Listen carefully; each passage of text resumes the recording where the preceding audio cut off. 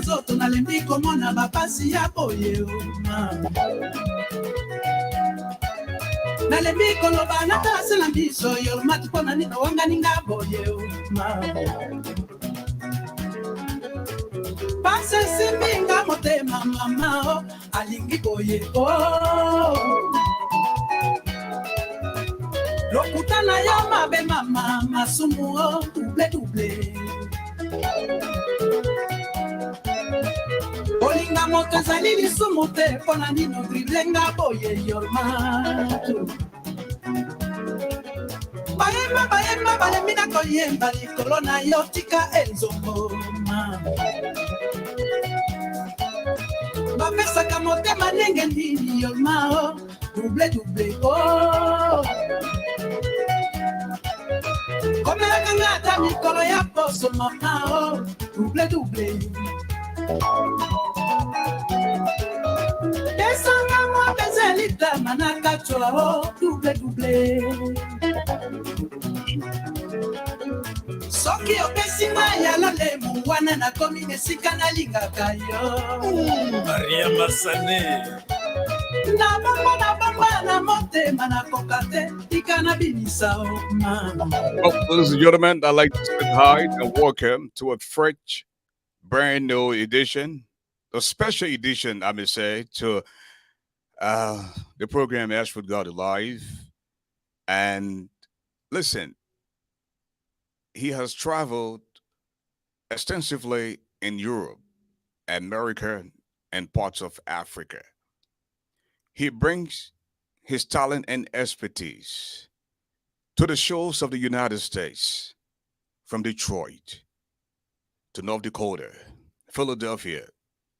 He comes humble with open arms to the Twin Cities of Minnesota. 56 degrees, very chilly tonight. Your humble servant, the now you know me Garley. As always, Father God, want to give you praise. Want to thank you. Thank you for Liberia. Thank you for the people of Liberia. Give us strength. Bring us peace. Let the peace reign in Liberia. No violence. Make your choice of that leader the Liberia needs. Having said that, some call him the mastermind, the doctor of love, the medicine of the microphone, the broadcast commissioner. Zebon Plo that I just call me or Chreji. You only know Mozo, and one year mad double, Bodo Bly, body kojo Bodo say, Bassi Yon Plo, second way a pelia. Baby, Akuya go play. Jowly pine. He doesn't eat iron, but he's definitely stronger than a lion. Africa's media do extraordinaire. I'm ASHFORD GARLEY. Welcome to the show. At this time, we'd like to welcome the Reverend George. Reverend George, how are you? Welcome to the show. Thank you. I'm blessed and always a privilege to be on your show. And I thank God for my fellow panelists who are coming. And we hope to have a deliberation that will benefit our country and the world. I'm glad to be here. Thank you, Mr. Garland. Okay, Mrs. Lexi Brooks Roberts, hello. Hi, Mr. Garley. What just happened? I could see you before. Now you can't see me. How are you? I guess I'm in Liberia. Okay. No fun intended. But I don't know why it's dark. I will go back out and come in. I want to say good evening and to Reverend George and our listening audience. Welcome to another exciting edition of Bridge Radio Africa with your host, ASHFORD, the Giant Garley. I'll be back. Okay, that was the voice of Mrs. Lexi Brooks Roberts making her presence known tonight on the show. We have with us Dr. James T. Fisk tonight. Dr. Fisk, hello and welcome to the show. Thank you, Ashford, and I also want to take the time to welcome other panel- panelists, as well as the listening and viewing public out there. And I just want to use time to invite all of yet another exclusive edition of ASHFORD GARLEY Live on Bridge Radio Africa. Thank you. Okay, as we wait for others to join the show tonight, what gentlemen, we're gonna be shortly joined by our sister, Mrs. Lexi Bruce Roberts. Uh, we at a point now where the National Elections Commission will announce any day from now who where are the candidates uh, in the race. You know, we know Ambassador Joseph Yuma Boycott and President George Weah at neck to neck. Others are saying there has to be a second round. So it is up to the National Elections Commission to make that decision. But as it stands now, what are your thoughts, beginning with the Reverend George? Well, thank you, Ash, for having me again. And Dr. Fix, thank you again for um, the show. I'm speaking to you guys from East Africa, from Nairobi, Kenya, where we are um, on a trip. But I think this was, like I said, to the credit the last time he is absent, Dr. Fix credit that it was pretty much predictable that the mathematical impossibility of one person winning 50% plus one vote was not likely. He said it over and over. Um, it's somehow disheartening, but again, we all anticipated this kind of result because of the type of electorate that we have. Even though we spoke very clearly about the need to get George Weah a record, but it doesn't appear to be that as the results are showing. So we look forward to first to the final results. It's already almost like certain now there will be a second round between CDC and Unity Party. Even though both of them were claiming first round victory, some of them were even claiming that they had tally sheets that will back up their case. We're yet to see those tally sheets. So now we are almost getting to a stage where opposition unity will be very crucial and pivotal as to who becomes the president after the second round. So I hope we all can wait patiently from the final results and then see what is going on within the opposition camp to see whether there is true movement for opposition unity. Thank you. Okay, now, Dr. Fisk, we want to say a big thanks to you. Despite uh, your engagement in other roles, you still found the time to make the presence known on the show, and want to commend you for that. At the same time, as a man of your caliber, I'm pretty sure you've been following the activities back home. You're a great multitasker. What are your thoughts about the elections in Liberia? I know you said this on the show that there's no way that one person can win these elections in the first round. There has to be a roundup, and true to your statement, it appears as if it's going to be a second round. What are your thoughts so far? Well, my thoughts are simple. The danger of African democracy is that Africans are not necessarily issues. Because if you look at the current ongoing election, in well, counting of votes, um, if, if the nation was an issue-driven nation, George Weah would not have a mass in Monserrato. Okay, so it tells you clearly that people are not voting on issues. Look at Maryland. Look at all of the Southeast. There's no accessible road to that area. Yet and still those people voted for George Weah en masse. Okay, so what it tells you is that charisma plays a strong role in African politics. People want to know that, somebody feel comfortable with. Uh, Another thing that helps to break that divide, creation. Okay, so majority of people of Nimbadians voted Joseph Waka because the tribal kinsmen asked to do. People in Bapulu voted heavily for Joseph Waka. Point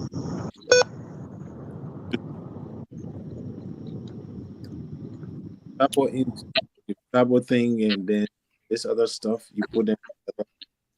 And so as we look forward to a possible second round between these two, like the uh, uh, uh, opposition coalition, but opposition coalition in what fashion?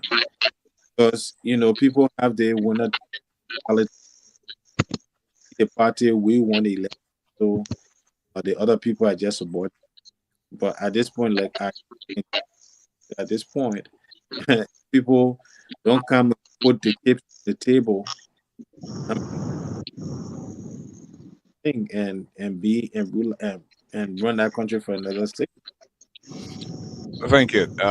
Dr. Faith, you might want to make some technical adjustment with your device. Since I know, similar to me. I had to do mine. yeah, if you want to readjust your device, because we're not getting you 100%. Okay, so Mrs. Lexi Brooks Roberts, the British radio started begin. You can see your camera going up and down. I think you have some type of stability now. What are your thoughts, given the fact that nobody has returned a 50 plus one, and it appears as if we're going to the second round? I I see that. I you know listened partially today to the results. Like I said, it's like an exercise in patience. Why they're doing a little better than what they started with. Being consistent with one county before going to the next. Um, it's interesting. That we are going to this second round. And why it's true we anticipated it, but I didn't anticipate to go in with George Weah. I thought George Weah would have been given the red card to court Dr. Fisk.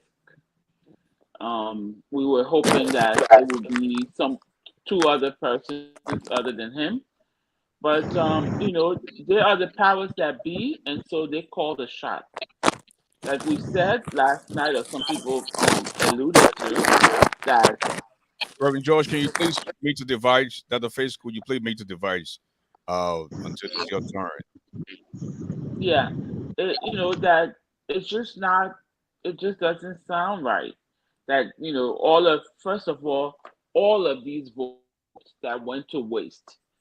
How were the voters educated? How what education were given to avoid such mess? Because it hurts my heart that somebody went to the garbage, and that's not fair. Because of negligence. That shouldn't have happened. Even if they had a team of people, everyone represented the same way they said they had them in a room, observing. They should have had people to assist or guide people who are less rather aware of this kind of system or these types, because people came out of the woodworks because of the change that's necessary, and to have seen all those votes go to the garbage is a bad thing. So let's hope if they do go to a second round, people are more aware of what to do or what not to do, so that we don't have this. And for me, I do want an independent auditor, or not auditor, independent watcher from start to finish. There should be no ballots boxes left anywhere. At the end of that day, that should be that anything. Take it to the Carter Center under lock and key. Take it anywhere that it needs to be for security, because Liberians will not take this for a second term. Thank you. Reverend George, in our private chat room, somebody said the other day, what constitutes invalid vote? You know, to see or hear about 114,000 invalid votes. Come on now. Our people are not stupid. Despite the fact that there was little or no voter education, I mean, 114,000 invalid votes, the numbers are high. Reverend George? Yeah, it's very concerning, but again, you see, we have to pick it back on the representation at the polling centers. Okay, we expected that the major players will have their poll watchers. These are things that are supposed to be examined by the poll watchers. So let's come directly to the question: what constitutes Guys, would an you please invalid vote? For example? mute your device or devices when you're not speaking? Yeah. So there are several factors. For example, a ballot was wrongly marked. A ballot is marked twice. Somebody chose two presidential choices and turned around and left. Somebody gave the wrong marking, turned around and left. The problem is, why do we have 100,000+ of such an error happening? Okay, was it intentional? Was it a dubious art? We will never know unless there is something like forensic audit to see what really happened. Were those ballots all checked and verified by the poll watchers to be quote unquote invalid? These are many unknowns that we don't know. Now, and this is why important when parties begin to drum up this whole claim we have tally sheet, and now this is the time for them to come up with those tally sheets so that we can know if something sinister happened. But all along it was we had tally sheet, and now they are all mute and getting ready for second round. So again, if we do not correct the error in the first round, how sure are we that the same error will not be repeated in the second round? So it's really concerning. But there are several factors that could have caused invalid votes. Miss Yeah. Deborah Kroman, aka the General, she's a fan and a supporter of Ambassador Joseph Boyka. We are hearing now that folks are thinking we are going to the second round, while others are calling for recount. In these elections, what are your thoughts?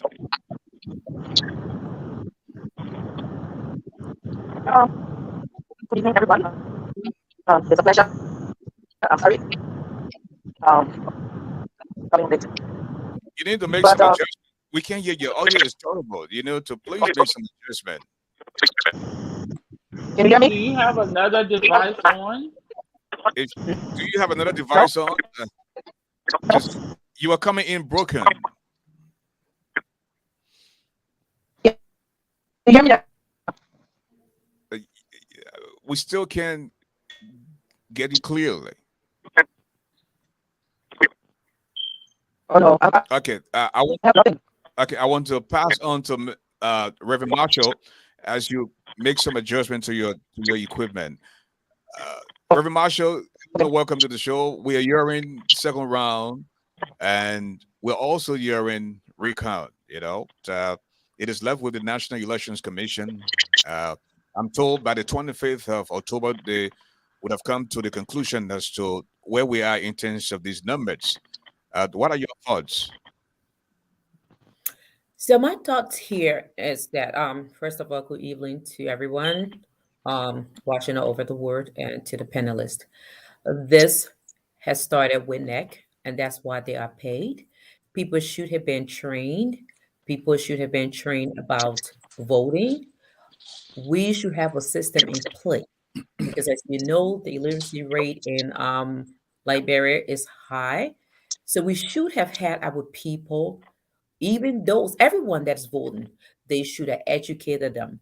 Number two, you have two people on the ballots with basically almost the same name, and that can cause an error, especially if you're in a health field. So there should have been something that should have been done with, as an example, with Mr. Cummins and another guy, Alex something. That should have been looked into, why everything was on the ballot with the names, because people make mistakes with names, look alike. Those things were supposed to have been addressed by NEC before going into this voting system. The system have failed. The system have failed us. And that's why we are asking that God being first, that we will have people that love Liberia for a new Liberia, because these are things that we need to work on. These are things that people wake up in the morning, people in Liberia know what they are going through. Okay. They know what they go through. And that's why they went out there to vote. They went out there to vote. So next year, 3 months before election, 6 months before election, people should have been educated. We're talking about ballot boxes that went in the southeastern, and they're saying that it got wet and the people couldn't vote. But all of a sudden, we have thousands and thousands of votes. So where did these thousands and thousands of votes came from? And so people, we need to really watch neck. We need to go back and we need to hold them accountable. Thank you, Dr. Fisk. Help us understand. Give us a description of voters we had. I know long before these elections, you mentioned something about the kind of voters that we have. Are they issues voters, or they vote you because of likability? I listened to the former senator of Cape Mount County, Vanny Sherman.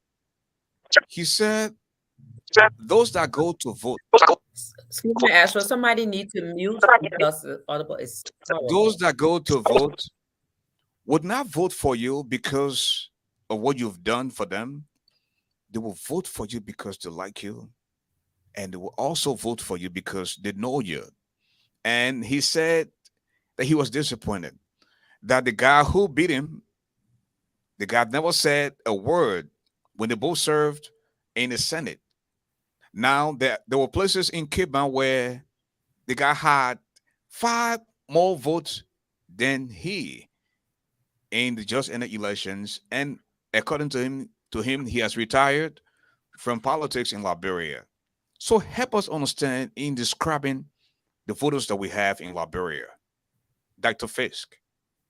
Yeah. Are you hearing me clearly now? Loud and clear, sir. Okay, fine. So the thing is, I'll just use the opportunity to just restate what I said previously. If voters in Africa, across Africa, were issue voters, okay, will not have so much despondency in democracy, because the concept of democracy is where the majority understand what is best in the interest of the entire nation and they pursue it. Okay, but in Africa, democracy has become like a beauty pageant. Beauty pageant in which the most popular person wears the crown. Okay, now if you look at you relate that to Liberia, George Weah made it clear. George Weah said he did not do anything, and the people choose him. Why?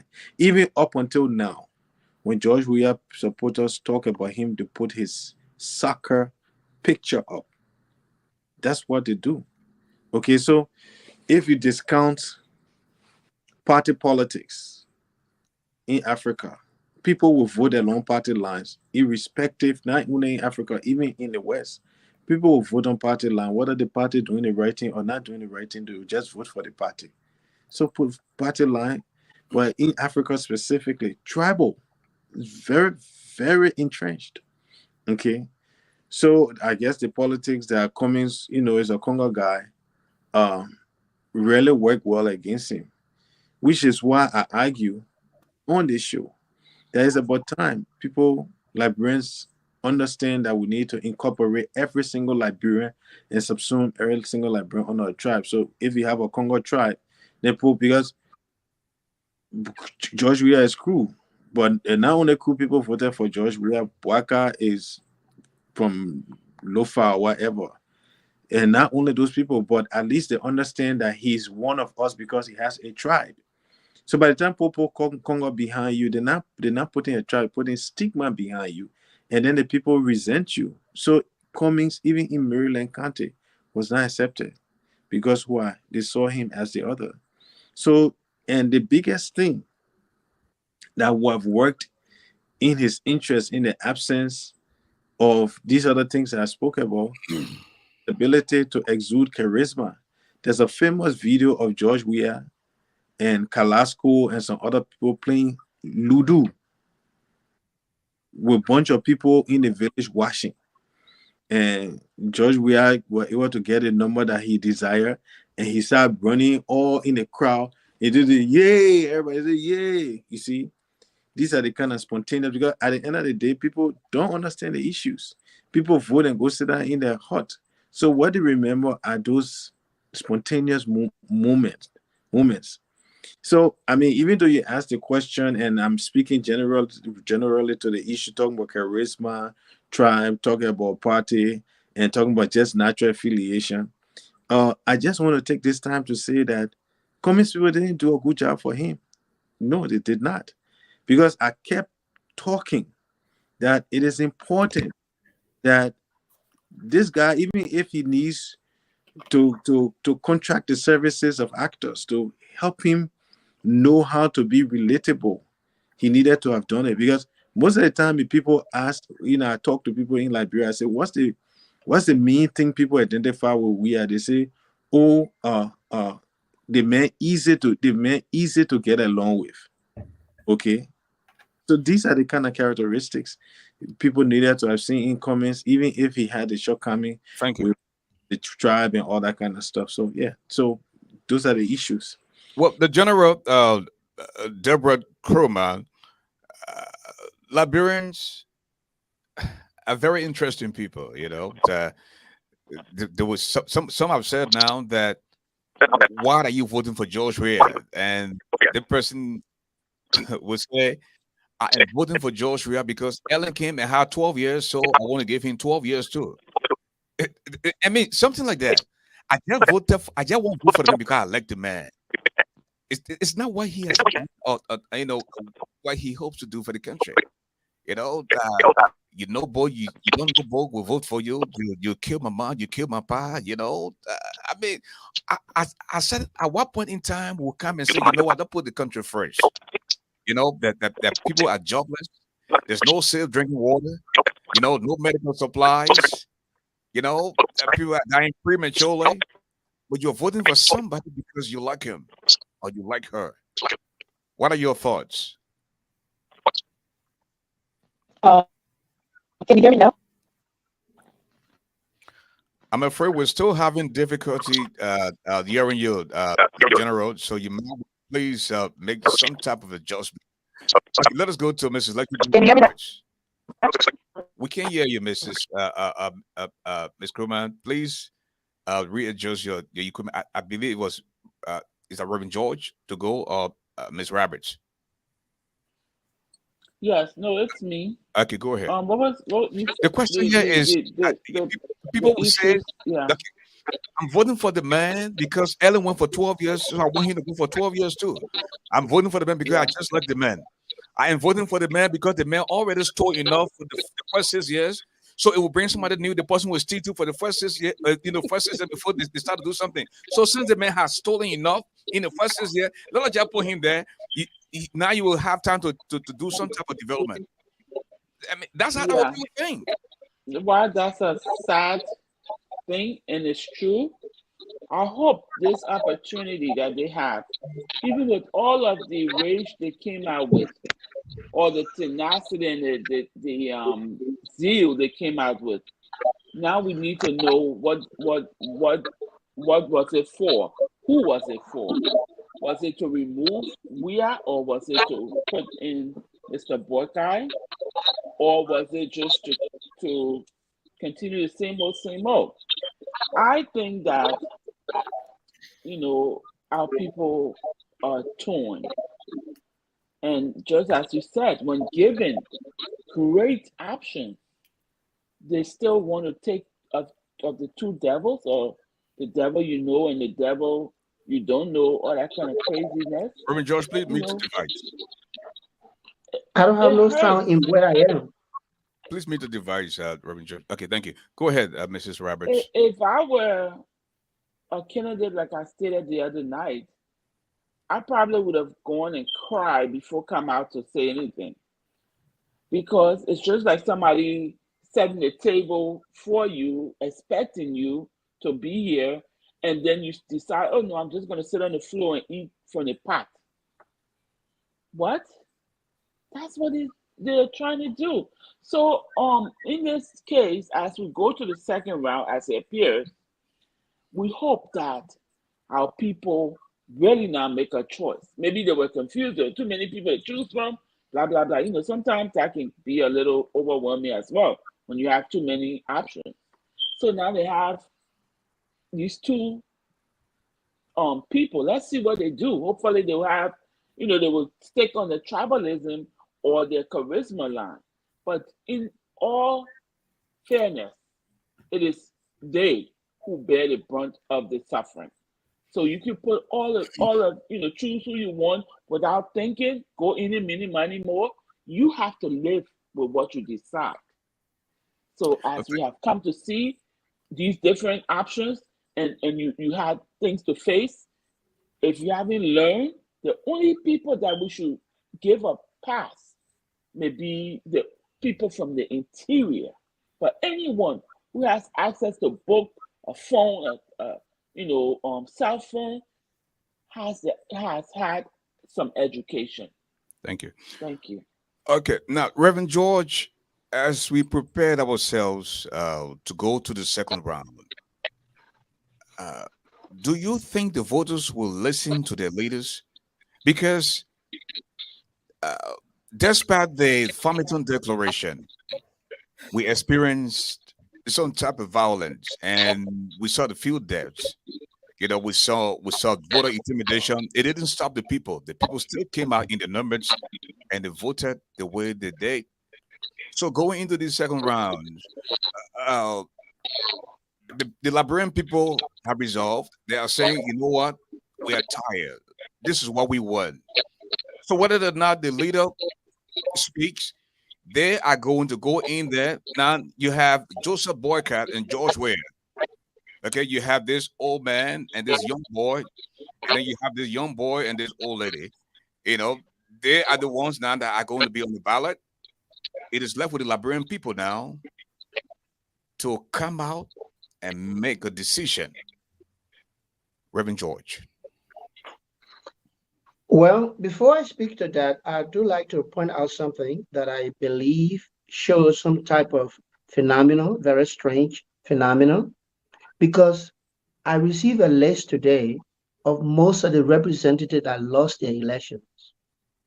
The likes of Vanny Sherman, Buffer Chambers, um, Akarius Gray, and all these people.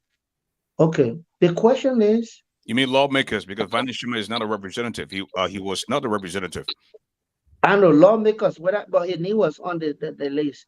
People who lost the elections, most Mhm. of the lawmakers, and these people belong to some of the major parties like CDC. So how do you have Akarius Gray losing in his district and all Chima losing in Maryland, but then CDC is sweeping Maryland? It's kind of strange. And this is why I say, okay, and we have said consistently, Liberian voters are not issue voters. If they're not issue voters, how do they manage to make those decisions to say, you know, George Buffer Weah lost. Chima, George Weah lost in McGibby, and McGill swept McGibby. right? So again, so we are saying either the noise that was being, you know, what I'm confused about is now we are jumping to the second round. Okay, people are calling for recounts. And just yesterday, Unity Party was beating the drum. Oh, we have tally sheet. We have tally sheet away. It's first round. And they were denigrating other party. Mr. Coming one person, this other person. And there's a phenomenon of this whole Alex and Alex on two tickets. So now we as Liberians almost like let bygone be bygone and we are moving to second round. It's pathetic. And for me, it's like, what do you expect to get if you don't solve the problem now? What do you expect to get from second round? Same old, same old. So until we do the right thing, this Liberian nature of sweeping things under the rug for peace sake, let back on be back on, it's not going to help the country. Thank you, It's Mr. not going to help the country. And to make my final point is that there's a serious challenge now for opposition unity because of the type of surrogacy that went on during the first round. And we need to look at that too. How do we unite? Thank you. Thank you, Reverend Marshall. What is your take about the voters in the second round? Would they listen to the leaders? They would just go out and do their own thing. We saw them fearlessly come out and voted the way they did in the just ended election. So, what do we hope to see in the second round? Before I answer that question, I just wanted to go back to Dr. Fisk. I know he said I will disagree with saying that because Cummings, the people thought he was conquer and with tribalism. I think what you said that I like was that they did not present Cummings to the people the way they should have. That I agree with you, and Mr. Kumi should fire everybody, all those that he had. Okay, because they did not do a good job. And I agree to that. When the Liberian people, like you said, they might like you because you're likable and they just like you. Jews, we have played soccer, so they like him, they like him. And so this is where we come to educate people. I don't think it has to do with because he's, Maryland rejected him because he's Conga. No, they were saying he's new, he's just coming, so he should wait, his turn. So I disagree to that, but I did agree to what you said that they did not, present Mr. Cummings well to the Liberian people. Now, going into the second round, I believe that the Liberian people, and I always say, are in Liberia. They know what they're going through. And so I believe for this election, the people voted overwhelmingly. And so if they want a change, or if they need that change, they will definitely come out to vote. They will, because just watching the Blue app, speaking to people, you can tell the people are eager, the people want change. And so I believe that they are going to go out there for whoever they want to be president for the Republic of Liberia. Dr. Fisk, have we started saying what you talked about weeks ago, that Liberians would not take a role in going to fire you if you didn't do your job?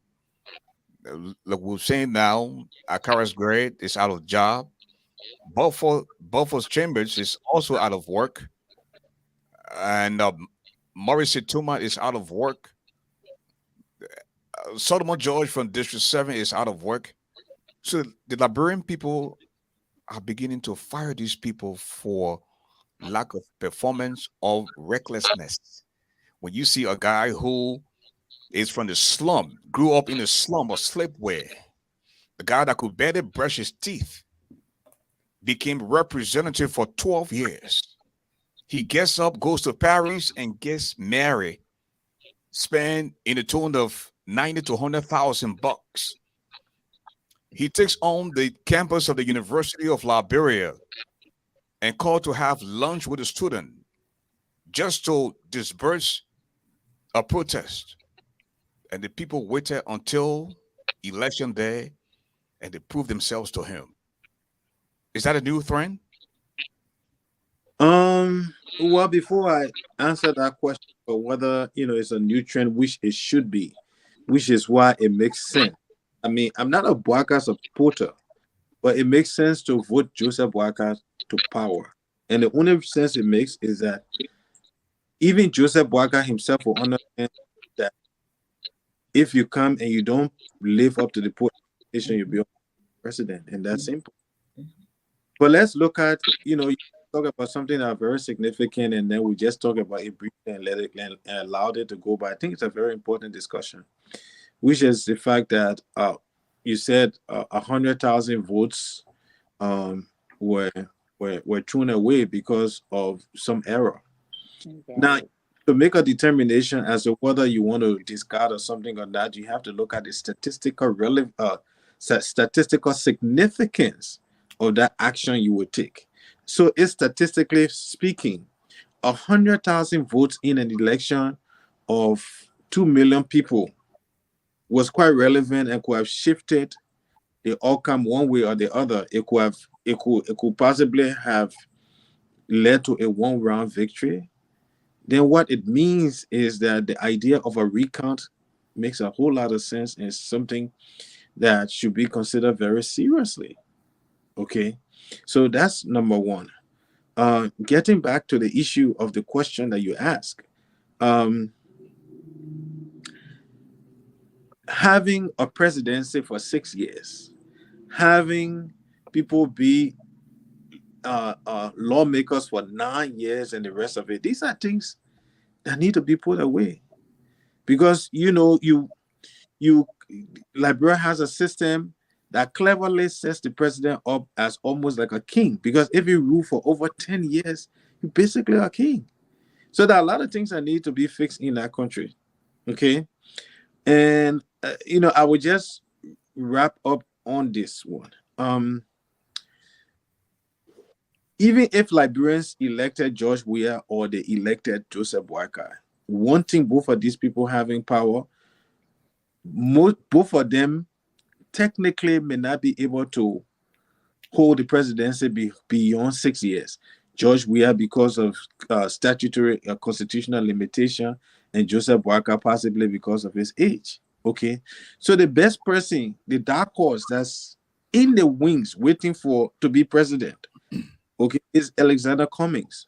But the problem that Alexander Cummings is faced with yet again is does he have the team to package him right? And that would be a golden opportunity that could possibly be missed as well, even though it's like everything will be working in his favor, and he still will not get the presidency because of the kind of people he'll be aligning himself with. So long story short, it is good that Liberians are beginning to understand these things, but the tribal politics, the politics based on How can you even mention Cummings' name when he's not advancing in the politics? Last election he has 7%, and this election he's less than 2%.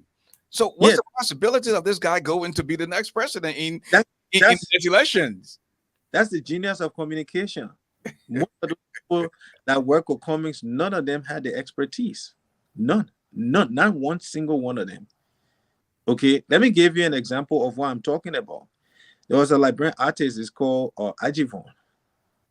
And Ajivon just came on the stage, and Ajivon needed his album to go. I got his album on BBC. And they ran his album for almost 2 weeks. So what would you say about that? I'm just saying that most of these guys were not technocrats. They did not have the skill set. So he was just after brand name. So you had a situation where these people were looking up to Cummings for ideas, when in fact they were supposed to be the one presenting ideas to him as to how to market him, how to build his brand. Like I talked about building the brand the other time, and the Reverend and myself had, disagreement. George Weah brand is soccer, so he'd be building all kind of sports all across the pitch, all across the country. I bet you whichever government come there now, whether George Weah or Joseph Boakai, the tendency to be corrupt is still there.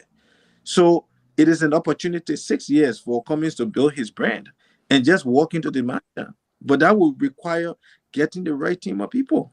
The reason why I keep saying this, is because we need a Liberia that works for everybody. And that is what the voters are saying by rejecting that other guy who went and spent $95,000 in France, as if to say the people in you don't give the people in Liberia, but then you take bad as it is, then you take the money and go and give it to Caucasian people who could care less about you. So that very inferior and sick mentality, people are tired with that thing. They want something that's going to work in their interest. And if the next 6 years be as the previous 6 years and the previous 12 years, what it then means is that Cummings stands the highest possibility of becoming president if he's well branded and well marketed. Lecter Brooks Roberts, we always heard our current grade say, take it to the bank. Well, the check was taken to the bank, but was marked insufficient funds. And the Liberian people have decided not to vote for him this time. But I heard somebody talking, say, let you say, hey, man, I feel sorry for Akara's great bad. Go ahead. You know what? You like to start stuff with me. Yeah, I feel sorry for him. I feel sorry that he's going to be in the midst of the people and find a new person to try to put the people first. I feel sorry that our people live in such mess and people can drive by and call themselves leaders. I feel sorry for him that his eyes will be open to see what leadership is. That you put yourself in the shoe of the people, especially when you come from nothing like the rest of us. You weren't born with a silver spoon in your mouth. And if you were, then you shouldn't be among the people that are there and striving to live a daily bread, and you give them crumbs and want them to heal you. You should be embarrassed, not that you will go on a campus of college students sitting in running water, places open, no desk, and you will say, I paid 10 people school fees. He should be embarrassed, and all of them, including Buffer Chambers, to the point that somebody said, how is it Buffer Chambers lost the election and CDC won? Again, that's part of their strategy. But you see, the people in Plivo Sedekin district know better. They know that, yes, you can bring us all the money you want, but we know it's not your money, it's our money. And maybe the president may have gotten away with some things that he did, but he will not get away the next time because the people will hear us, the people will listen. It's time that Liberians open their eyes and listen that these people cannot continue to treat you like this and you say, oh, let them just go. Or 6 more years. 6 more years, some of us will want to be somewhere else doing something else. And you should want to do that too. So that's why I'm embarrassed and sad and happy for a Kara's gray red card. Reverend George, some of these people are out of job, but when will we begin to ready to fire these people? We have just elected some criminals and murderers. Prince Johnson now is going for 27 years as senator. Nathaniel McGill was on record saying, yes, we stole from this country, but at least we have not taken the money out of the country. We are using the money right here in Liberia. You have a guy who calls himself Elephant, Bill Twagwood, the guy who ridiculously ran the National Board Authority. These people who were sanctioned by the U.S. government. Our Liberian people went and voted for them. Ellis Tyler, who called the name Corruption King Kong. Big Boy 1, Big Boy 2. They just elected him as senator in Bowman County. Mm-hmm. Why we keep voting for these criminals?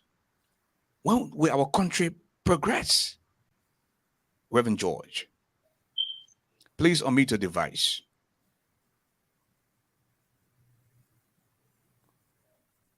Well, it's pretty sad, but look, let's be real. I think there's something Dr. Fix was always talking about, which for me, that I'm passionate about. That's something I agree with. We have to visit this concept of democracy in Africa. Okay? Democracy in Africa. If we are admitting that our people are not educated enough to be issue voters, then democracy is just another a beauty pageant, another queen contest. See the caliber of people they are voting, the likes of Prince Johnson. That all the calibers you need. Guess what? Monge, sanctioned by the U.S. government. Prince Johnson, sanctioned by the U.S. government. All these people for internationally recognized crime. But they are voting for it. This is the travesty of democracy that we want to practice in Africa. So let's be real. Are we fooling ourselves to say, oh, we are having election for democracy whereby the people are uneducated, they are uninformed, there's no voter education to a mass scale that really would make them to make informed decisions, and we call it democracy. What are you going to do with Prince Johnson?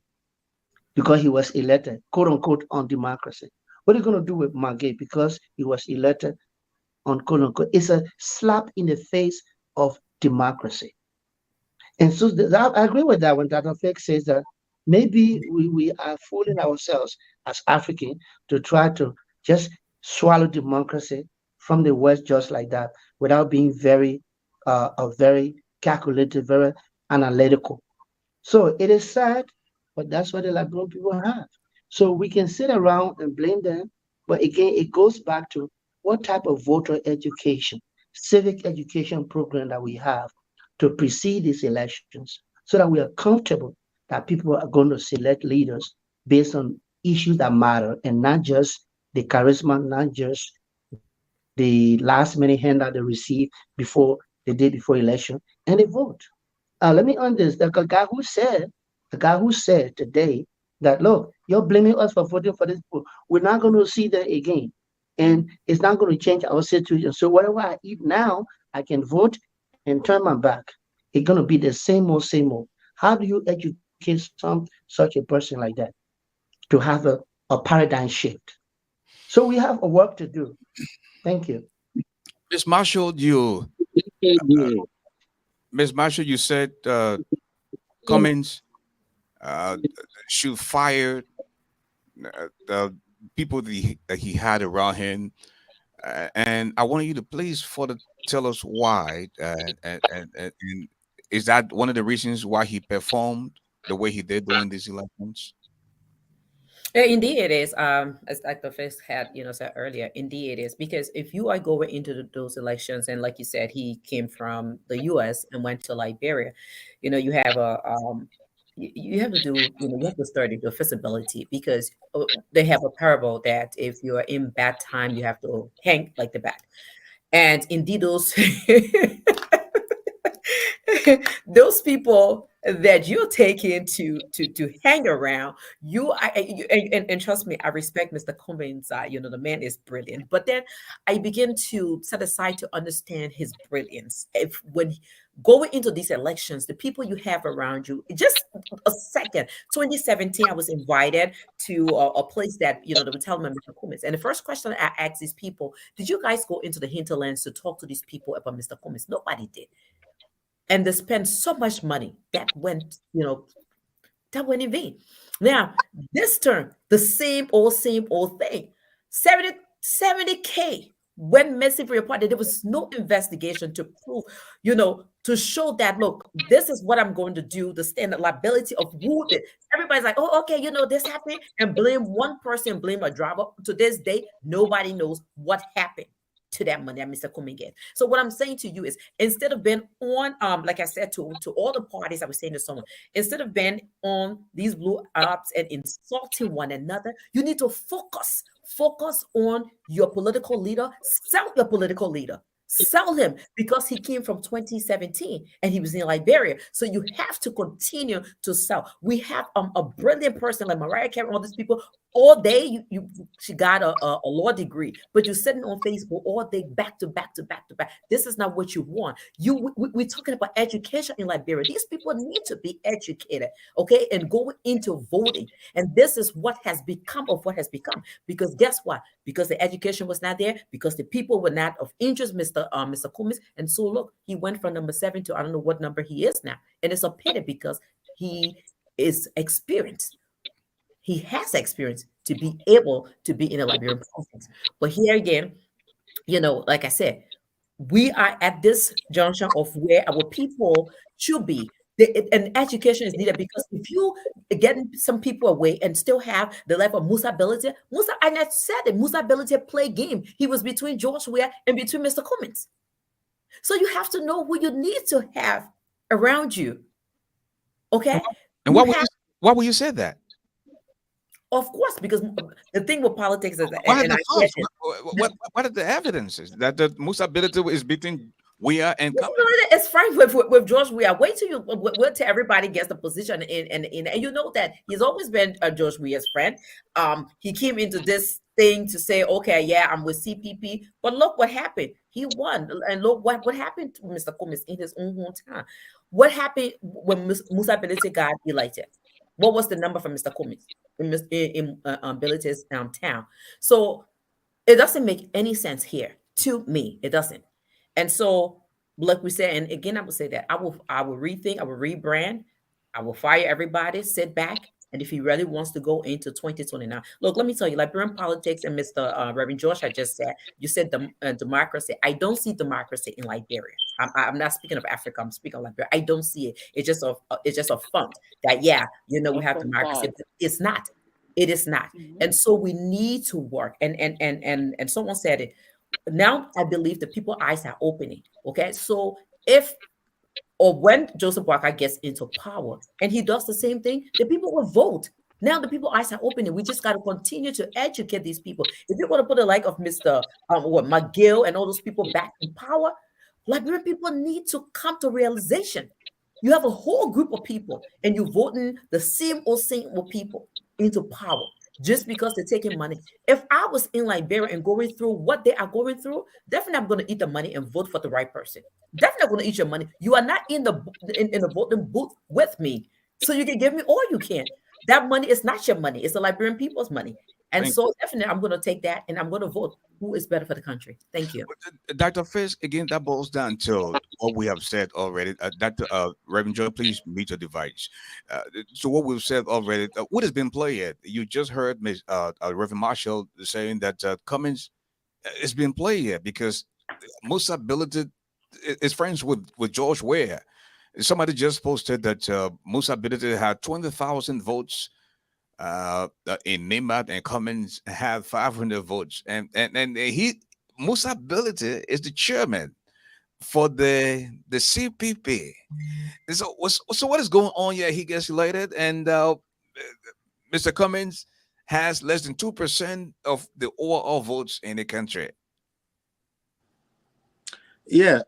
Just before I answer that question, there's something you talked about earlier, and we've just glossed over it a little bit, but I just want to bring that back.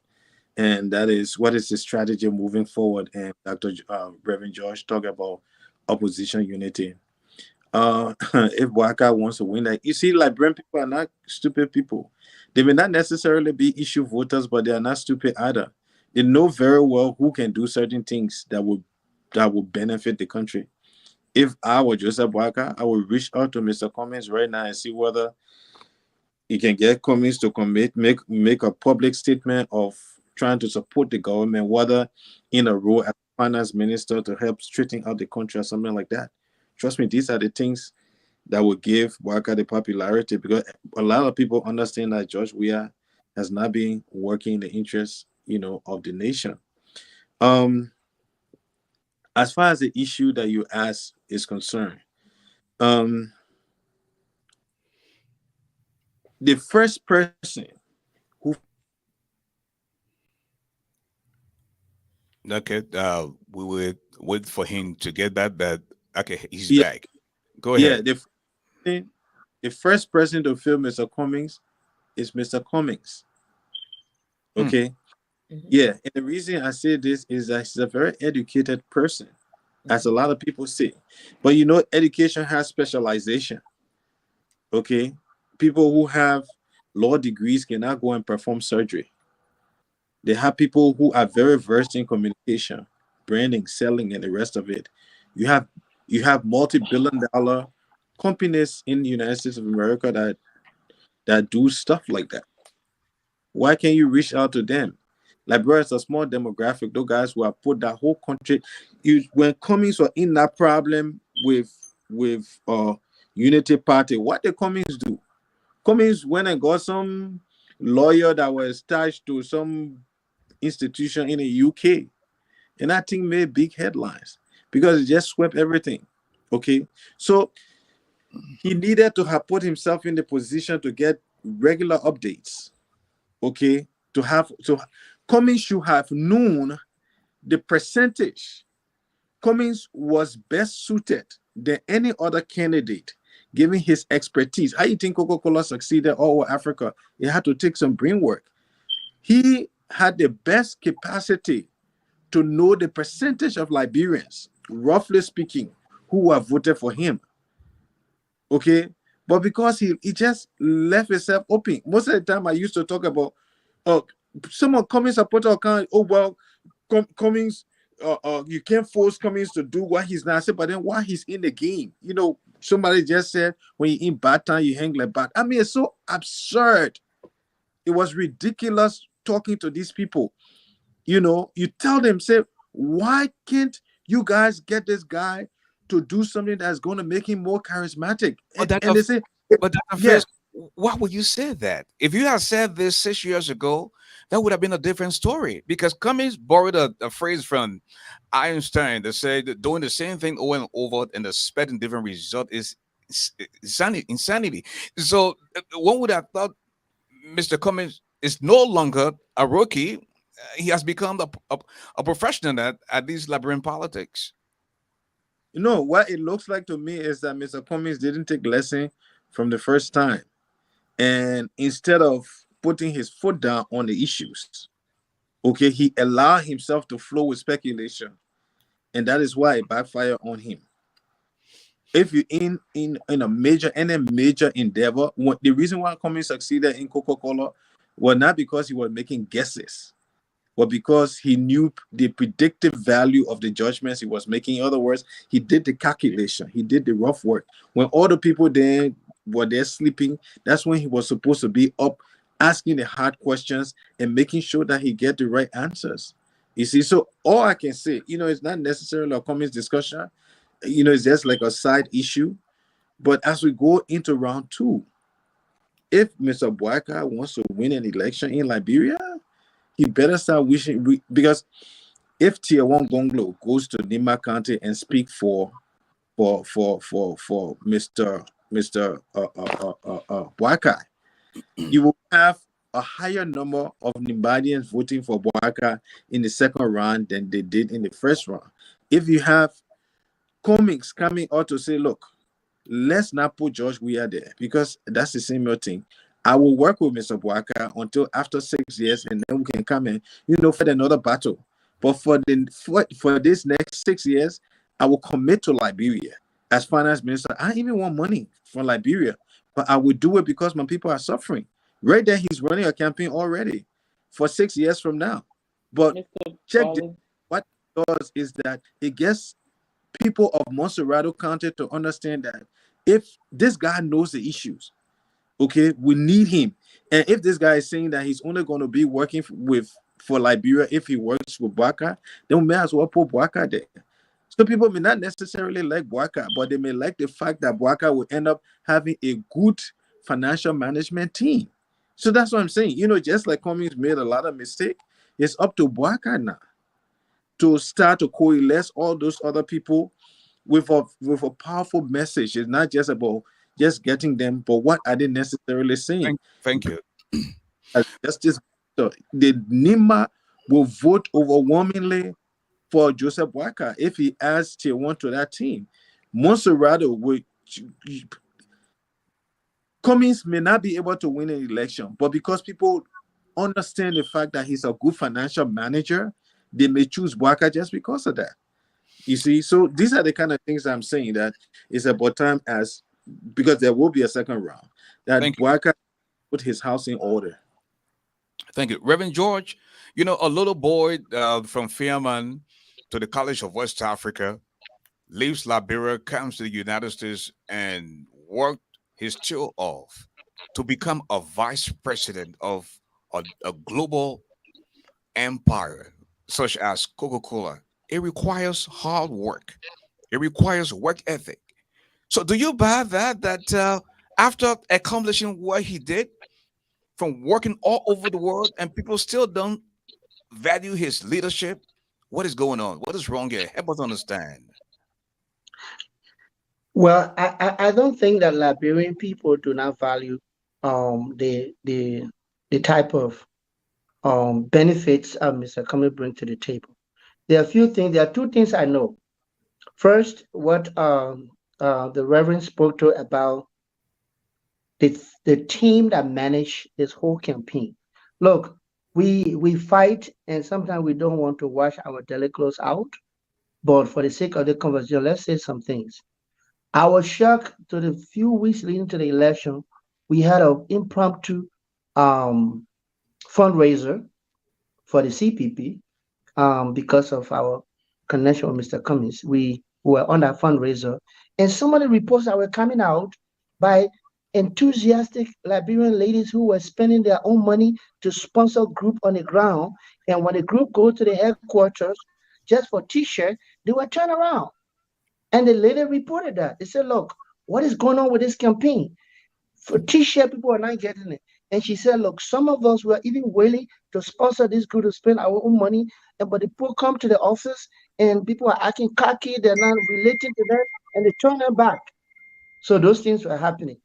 I mean, a few weeks leading to the election, I was on a call.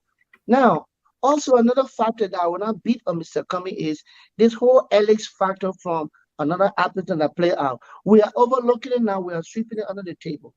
But how can Mr. Cummings combine it with Liberty Party of all the Grand Ambassador bill come from 7% to 1 point something? It's a mystery.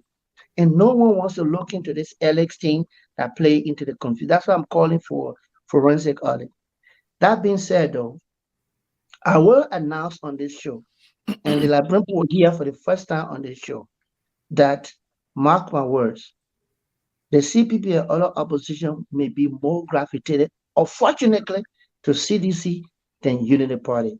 I'm saying it on record. I'm saying that, and that's why I have been calling for opposition unity, and the bashing has been going on. Just from the first round of result were announced, they started attacking CPP as 1%. We don't need you. You cannot contribute to anything. We have our tally sheet. It's a first round victory, and all of that. At the end of the day, my brother, to all our listeners, I received from the grapevine that most likely the CPP is going to endorse the CTC. It's sad for the Liberian nation, Oh, but wow. that's what happens when people play gotcha politics. That's sad It's not news. I'm verified, but I'm sorry. saying it's not verified, but I'm saying from the grapevine, and I know it's Grapevine, close to yeah. being verified. From the grapevine, I heard from the grapevine that that's going to be the scenario. Why? Because the opposition destroyed themselves so Thank you. badly, beat up one another so badly, so it becomes difficult to unite. It is Let sad for our country. let me bring in Reverend Marshall. You just heard that It's Reverend my George. go though. Say that again. It's my It's go. not, Is that your turn? I'm sorry. Go ahead. That's okay. Go ahead. Ask the question. No, go ahead. You just heard Reverend George saying that Mr. Cummings will support the CDC against Joseph Boycott. And he heard from the grapevine, according to him. And I'm not surprised if that does happen because, you know, the bad blood among the opposition, there's still no opposition unity. And I think at this time, we will all think that George Weah is the common elephant in the room. They need to come together and try to unseat this very corrupt boy who has hijacked our country. Yeah.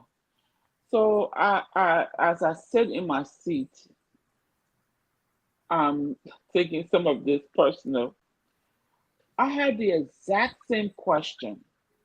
How is it you're the chairman? And I said that Musa Belete doesn't know me. I don't know him personally.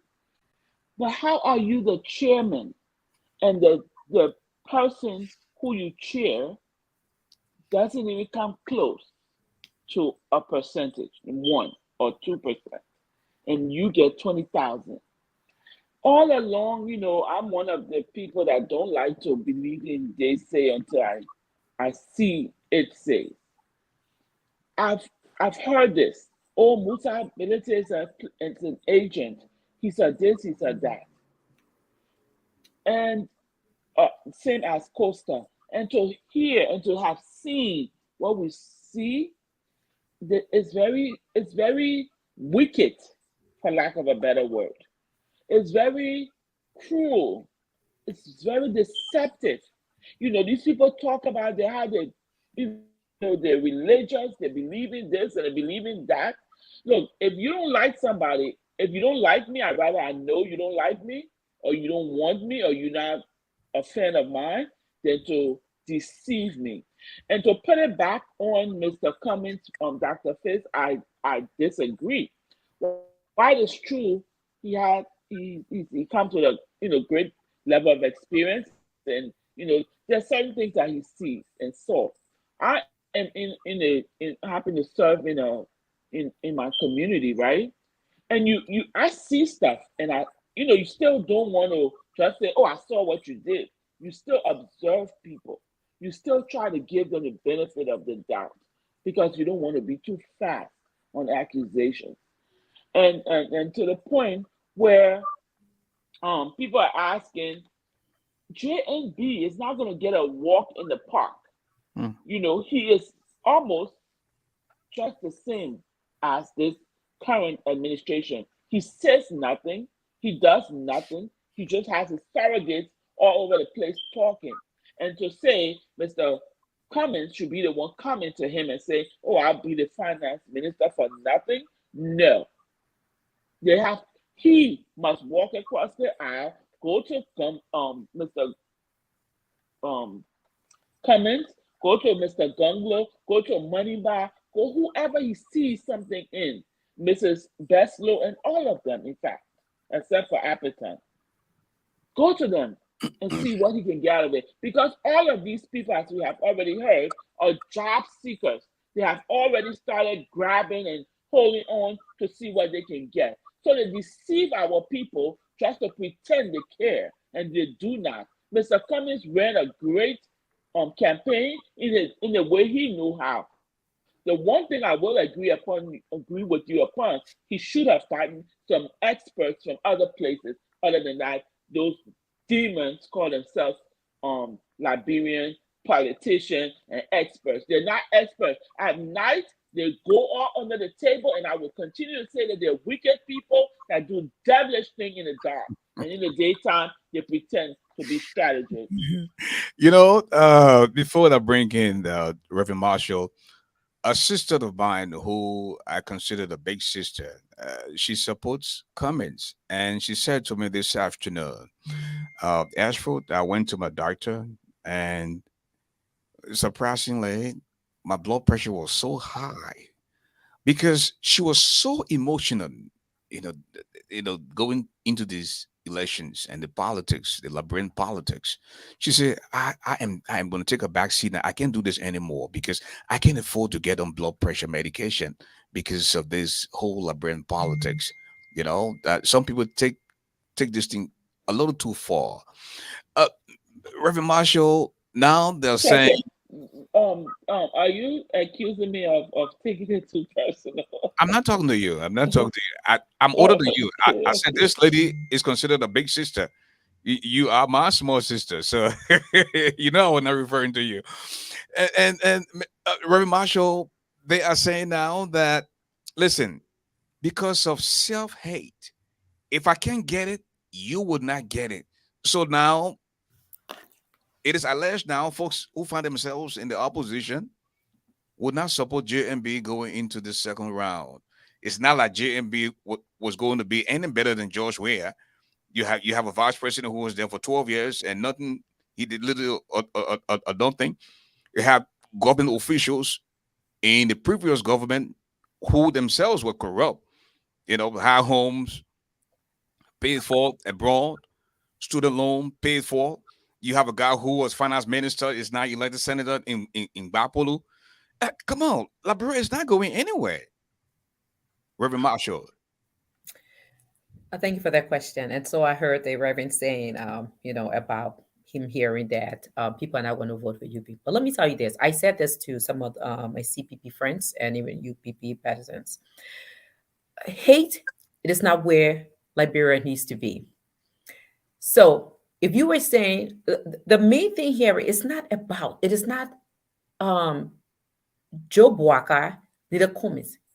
It's the people that are with them that are going back and forth, back and forth.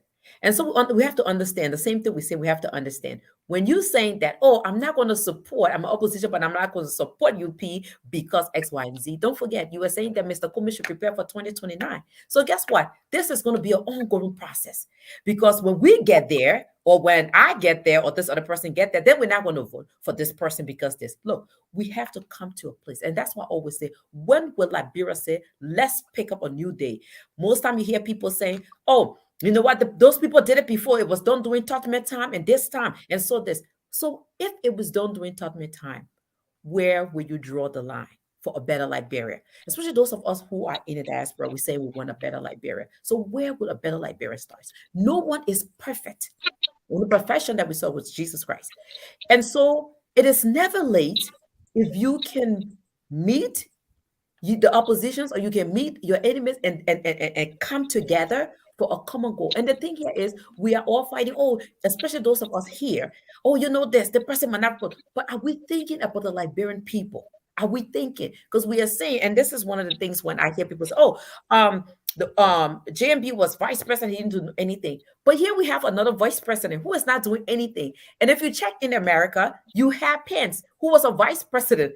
And Donald Trump almost took it out. He had the opportunity. So what I'm saying is, in a third world country like Africa, vice president cannot do anything much. Because guess what? If you try to do something that is going to oversee the president, it's going to be like, oh, you want to overthrow me. And guess what? You're going to be overthrown. So you can't. And so if you get into that position that you want to run and you saw something that was going on, then you have to do the betterment for the people.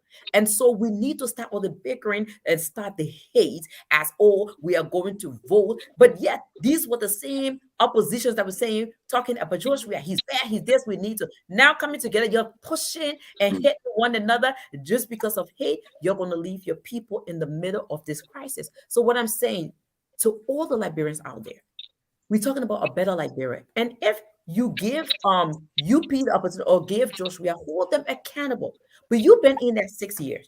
And so if you are going to get JMB, like someone just said, that I would prefer, JMB. If you give him JMB, you will definitely hold him to the fire, because if he's there for the first 6 years, he doesn't do, you're going to put him out, because now you are seeing how politics go. It's a dirty game. I hear the life of a brother and people that I know saying, oh, now I'm going to seek for myself.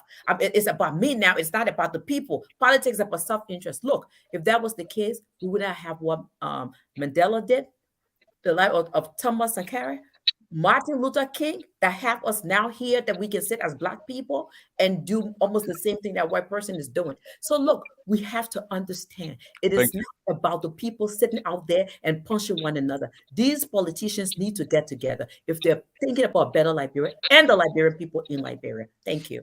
Well, folks, if you just before you go to the line, 30 seconds, can I provide information? 30 seconds, please. Folks, before you go to the line. If you're just joining us, this is ASHFORD GARLEY Live on Bracewater to Africa.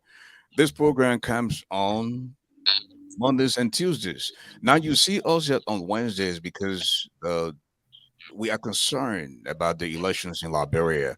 So help the platform in terms of maintenance, and we have the Cash App and Zelle out there. Please make a little donation to keep us going, and to keep talking about these things that affect our country. So the number to call, or the number to use our Cash App and Zelle, the number is up there. It's 267-248-5295. We'll go back now to Reverend George. Yeah, thank you so much. And the reason why I wanted to 30 seconds is, I know I provided a bone share about quote unquote what is in a grave vow, but to Reverend Marsha and our fellow panelists, you see, this is far more than a hate. I got credible information today. In fact, matter of fact, I got a whole list, Reverend Marsha, where UP, prior to even announcing, they have already formed their government on a basis that they have, quote unquote, tally sheet. They have formed the government. I have the information of all their ministers, all the director of agency, everything in my possession right now. And it was nothing short of on the party line. So you see, Mr. Boaka's problem is he's no unifier. That a problem. He has people with him who are running the show. So they had this list circulating, government official list, to the point where even Yaka Koluba, who was sympathetic with them, had to come and say, what is happening? Election is not called, you already have your government form. Reverend George, that is What not true. is the up? Reverend Exactly. George, I was just going to answer that. No, Reverend no, no, George, no, no. Reverend Please, George, no, please. listen, I Reverend George, will everything that I you will see say- out there, Reverend George, could you please hold on 1 minute? Everything that you see out there, it doesn't mean it's true. This is a propaganda season. I listened Okay, to Darius DeLone today, and he debunked that list that you were talking about. Go ahead. what are you talking about? Okay, you can say the list is not true, but what about the WhatsApp communication that authenticate the list? The People WhatsApp make up communication stuff. that Reverend George, hold people on, make hold- up stuff. hold- This is yeah, a no, you can technological say that world. because Darrell Delon, yeah, but you can say that because Darrell Delon denied. Okay, and we know Darrell Delon is a liar. Darrell Delon It's, is a it's liar. not even about Darius DeLone. It's not even about Darius Okay, you DeLone. cannot use Darrell Reverend Delon to George, debunk a statement. So Darrell I Delon would is just a say liar. this. I would just say that 1 second, Miss Reverend No, let George. me, but since our interrupter, let me say this. Let me say this. We say where there is smoke, 30 seconds, more than 1 there minute is. now. Go ahead. Okay, this was because you interrupted me. You say where there is smoke, there is fire. Where there is smoke, there is fire. So you can sit there and say it's not true, even though you don't have counter evidence to present. I'll leave it there. But where there is smoke, there is fire, and you will know that it is true when the time goes on. Go ahead, Reverend Marshall. Hey, Yeah, thank you for that. And what ASHFORD I think is saying to you is that not everything you see, it could be the list and it could not be. So with those kinds of information, like you said, you can wait to see if this is what's going to happen. Because at times we see things, let's be sincere, it might not be what George we have said, but people will come out and say, say things. So if we researched and we find out that, these things are true. So we wait if Mr. Walker gets into power, then we can see from the list. Maybe some of these people that have already said or put up this list, maybe they might be, and some people might not be in that position. But this is not, this is not what we should be, focused on, because not everything we see, is factual.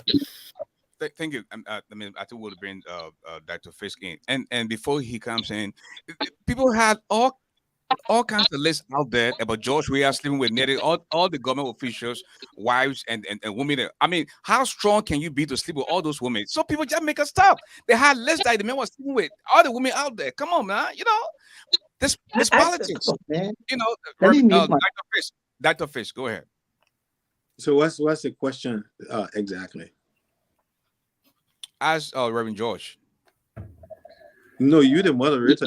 That was not a question, but I think it was thrown in. You asked me. No, The Dr. Phil, we are talking about the difficulties of opposition unity That's almost at this time, I time got it. stage, based on what is coming out. can confuse you and make you lose your train of thought, because he interrupts you when you're talking. So he makes you forget what you're saying. You They interrupted were me. You are talking about the Dr. list, Phil, the jobs. Listen.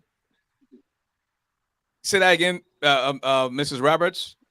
No, I thought you asked about the coming across the aisle, and then he brought up the Well, we are the talking about accusation.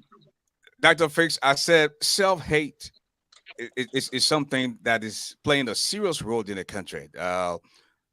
According to Reverend George, he heard from the grapevine that Cummings would not support boycott in the second round.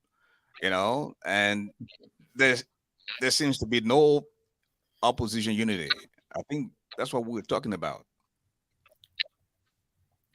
Well, the thing is, it's something similar to what Mrs. Letty Roberts was saying, that just guy need to reach out to Cummings. I suggested that Cummings reach out to Joseph.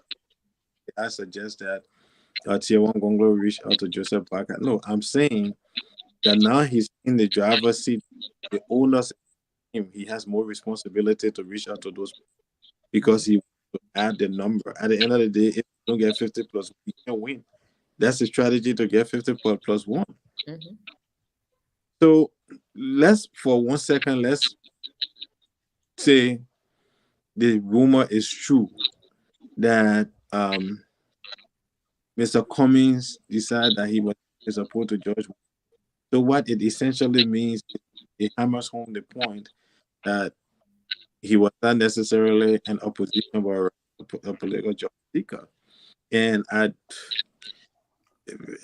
don't want to believe so until it, you know, just because, like I said, Ashford, this is silly season.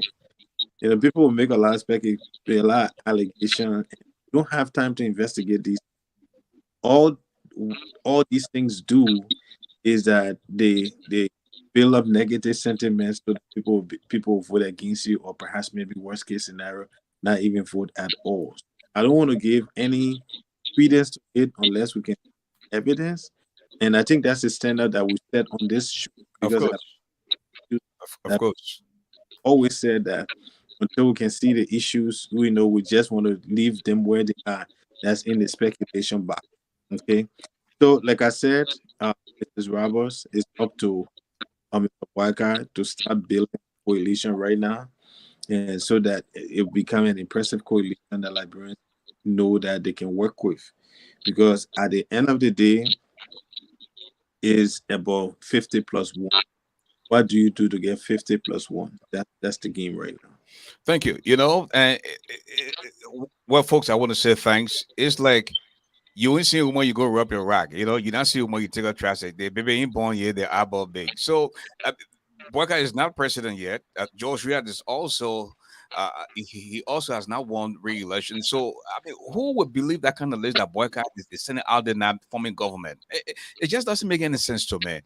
Having said that, folks, I want to say a big thanks to all of you for taking off time on this special edition of the program, Ashford Garley Lab. Mr. T. Darkus Richards, my friend and brother from the Twin Cities of Minnesota. Let us show how you're having a great time tonight. Stephen Brown, Henry Dorr, Esther Clark Fredericks, and the rest of the crew. Let us begin taking closing statements now, starting with the Reverend Josephine Marshall. Well, thank you. And I want to say thanks to the panelists here tonight. What a great discussion. And I want to say to the Liberian people, again, I preach this every day to say that let peace prevail in Liberia. Let us stop the hate. Let us move forward. We have come through civil war, and we are at the place that we are still going on with hate. I saw what's his name, but Naked, preaching to his people and telling them not to have any kind of problem or situation with the Namibians, and which is good. We need to move forward because the thing here, it is not about us. And like I said again, everybody that punching the bag, it is not Cummins, it is not Joe Bwaka, but it's those people that are for them. And so we need to take 2 steps back to say that we want a better Liberia. And let's look at, we went into history, we read, we see today, we see America, we see South Africa, they went through worse than us. And we see Ghana, we see other countries, Rwanda, Liberia, we can stand. We look at Guinea. Guinea is far better than Liberia at this point. We are very, very old as an African country. So what I am saying in Africa, what I'm saying to all Liberians, we are hoping for a better Liberia. Let's unite and let's heal. Let's speak for our people. And so a brand new day will come, but let's come together. And we know that starting, sometimes you say that I have this and I don't know, but I know that God will lead me into a new journey because I have the old and I know that it's not good for me. I keep going until I can find that which is better for me. So I'm saying to everyone, we can see what is going on.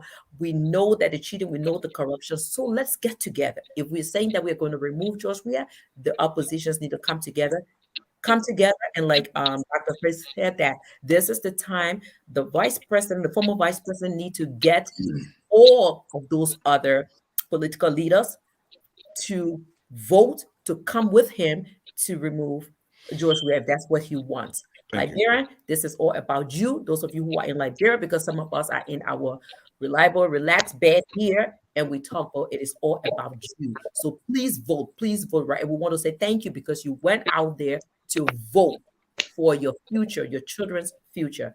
And we continue to pray for all our brothers and sisters in Liberia. Please do the right thing. God bless you all, and thank you, everybody.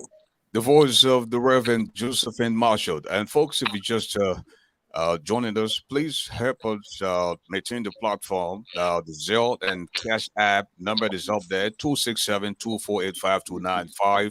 Mr. Wickerman Sindolo, it's been a long time, my brother. How's everything? Eugene Harry, and Anthony Gabe. You know, you fired. Talk about you. It's been a minute. Let us go to Reverend George for his closing statement. Reverend George, take it away. Thank you. Thank you. I want to use the closing statement opportunity to clear out two things. Okay. And let me be on record that Joseph Boakai is not a unifier. Okay. Joseph Boakai, whoever is calling for Mr. Cumming to unite with Joseph Boakai is a crocodile tears. Joseph Boakai put Mr. Cumming on trial. He went and testified against Mr. Cumming. And since that, there have been no outreach to Mr. Cumming to repair his reputation of being somebody who was fraudulently manipulating a documentation.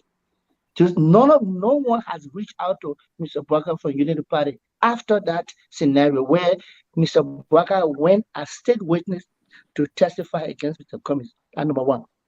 So you see, we can sit here and kind of gloss over the issue and talk about hate. The Now, most peaceful I will person give in you the extra election. minute, but let me ask you this. I will give you the extra minute. Let me ask you this. So, going into the second round now, with you being a Cummins supporter, so if you were to vote for either Joseph Boycott or George Weah, who would you vote for? Okay, the question is simple. I will ask myself, what has Joseph Waka done to unify the opposition since the day of coming being taken to court? Zero.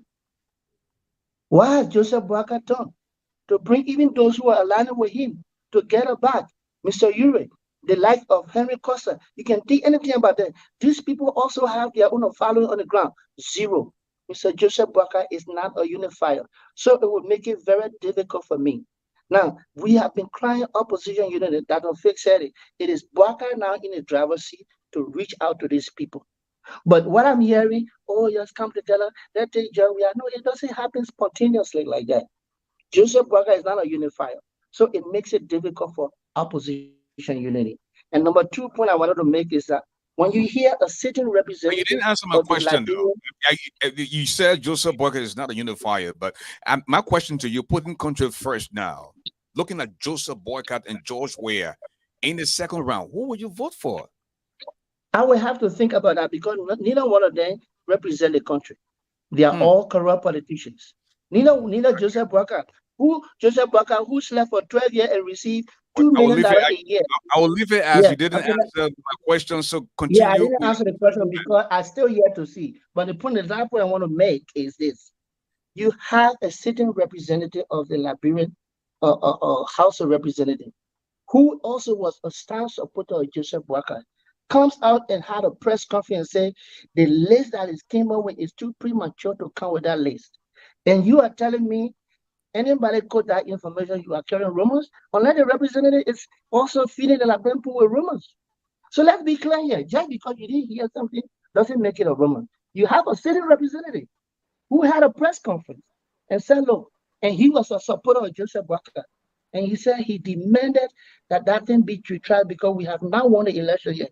So it's a bad politics to start forming government when we have not won the election.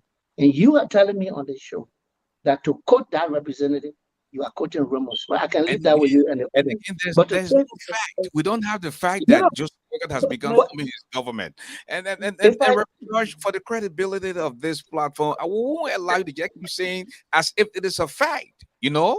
no, But no, Mr. but we are quoting. Mr. Garley, Mr. Bale, we are Now. quoting a Yeah. representative. What makes it a in fact? Okay, defense please It tell me doesn't the mean it Reverend doesn't mean that's the George, fact. even Front Page Africa reported that. So it, That doesn't it make it a fact. and I'm No, not saying no, it no, is, no. but Mr. it Bale, is then you in have the to tell me what news. is a So fact. it's What is your Okay. kind of yeah, fact? Okay. it's Thank Because you, being Reverend George. reported I I think and he's think it's you've being done interrupting. with Can investigated. I close I think on? you've done with Yeah. your closing statement, Reverend George. Thank you so much. Oh, Okay. I'm done. Okay, no Yeah, problem. you done with your closing But it's statement. a Thank fact. you so much. Mrs. Lexi Brooks, Yeah. Robert, please give her You your still closing my statement. brother though. It's a fact though. I'm not mad at you. I don't support Boycott. I don't support George Weah. I don't give a damn about any of those people. I'm on the platform because of Liberia, the people of Liberia, but we have to bring the facts out. Thank you. Mrs. Roberts, please Yeah. close us out. Thank you so much. Thank you to my fellow panelists. Thank you to our listening audience. Please do support Bridge Radio Africa as we're here, as you have seen or heard, that we're here to bring you the issues that matter. So please help us help you. In closing, I want to say thank you again to the panelists for bringing up some of the issues that we just discussed.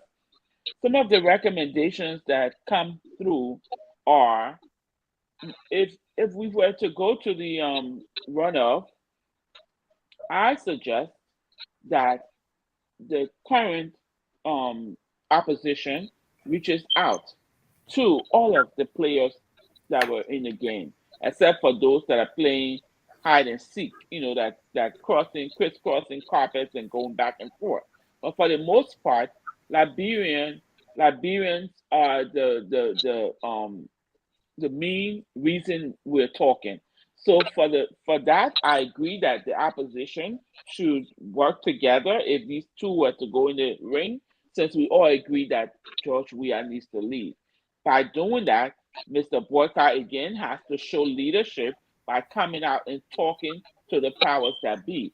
And yes, it's on Front Page Africa that a leaked WhatsApp chat reveals internal discord in UP over reserve cabinet positions for that executive. And Mrs. Roberts, I will give you additional 30 seconds, but I just want to squeeze in this, my professional colleague that is joining us from the state of Delaware. His name is Moses Sandy. Mr. Sandy, we can give you 2 minutes. Go ahead. Take it away. Yeah, thank you, ASHFORD, and thanks to your panelists for the opportunity.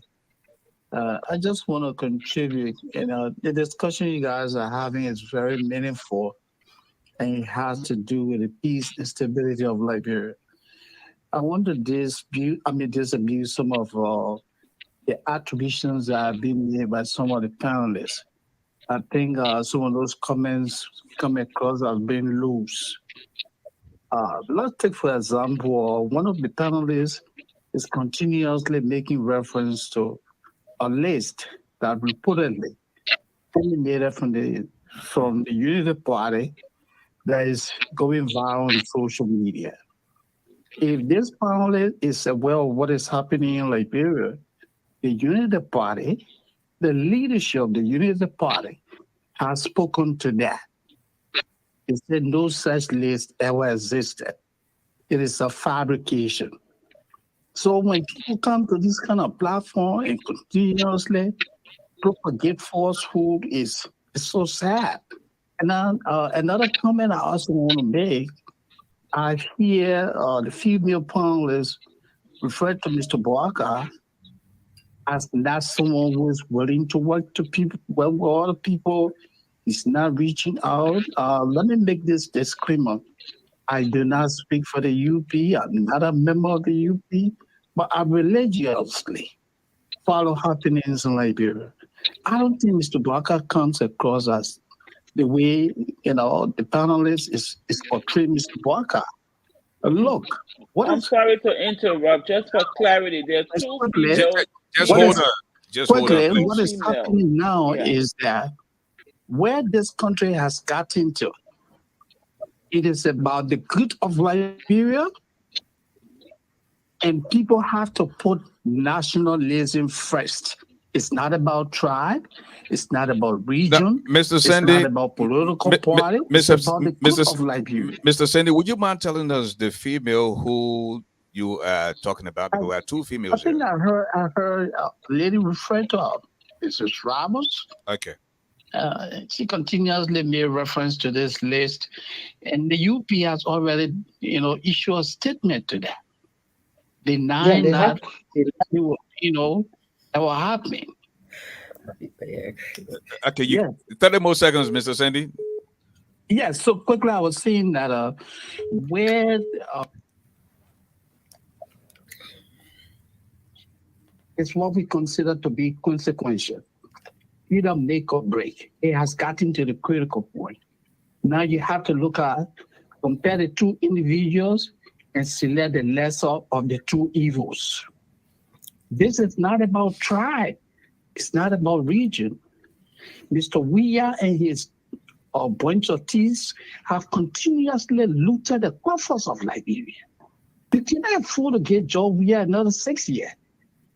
Any nationalist would never give Mr. Weah even a second. The rule of law, everything in the country is in shambles. And people thinking about individual, this is about Liberia. Thank you, Mr. Sandy.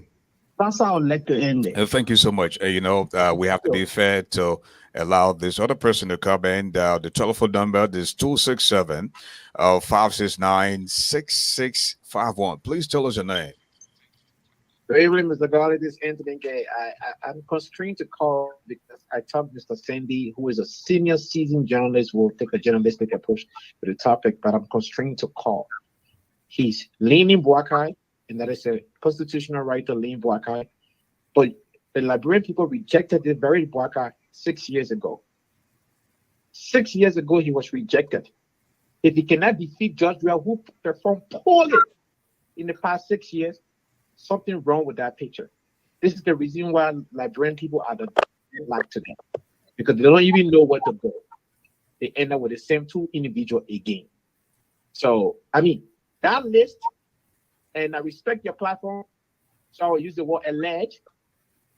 It was allegedly released too early.